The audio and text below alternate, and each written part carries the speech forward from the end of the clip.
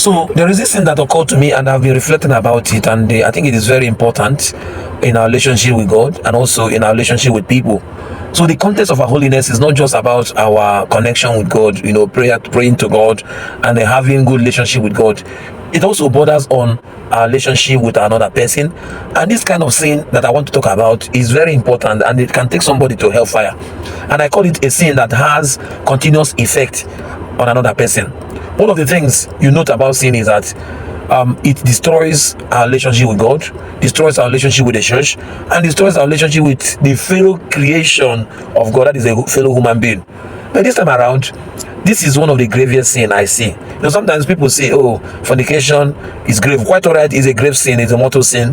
But fornication has only effect on you, the sinner, especially what I call the consensual relationship, sexual impact, So in that way, the person who involved in it, he knows about the impact and he goes into it consensually, and the effect is only on him.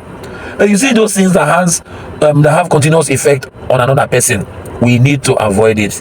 Because I tell you, I am a priest, and I tell you, a lot of people have really considered danger to themselves because of how people relate to them.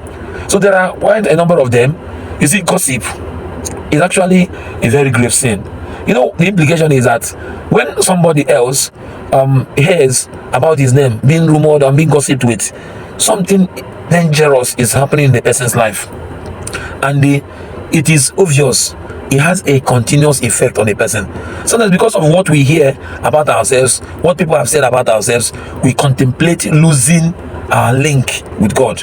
Sometimes some people even contemplate losing their body through commission of suicide. There are other things like stealing. Please take note of this.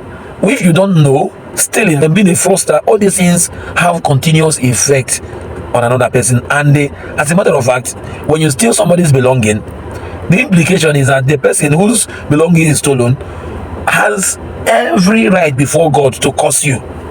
And at that point, through tears and sorrow, that curse is really very, very obvious on you. It manifests. Any cause where you have no person, nobody can intercede for you, you are actually at fault, that cause is effective. So it's important we go away from these things. And also we talk about all these things like insult. This is actually one of the things that destroys another person. So I want us to take note of these things, because it affects people. And when it affects people, it affects their relationship with God. And when it affects their relationship with God, then you are actually the cause of the person's downfall. And remember Jesus telling us that it will be better for you that a milestone will be placed on your neck and thrown into the deep sea than for you to be really the person that has caused the downfall of another person. So I want you to take note. In all you do, please consider your neighbor. In all you say, consider your neighbor.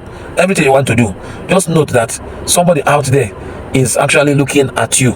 And anything you do not say well, or you said wrongly, has a lot of things, impacts on another person. So just to to call your attention to it, and to call you to desist from anything that has a continuous effect on another person. This is my message for you today. May God bless you all through Christ our Lord. Amen.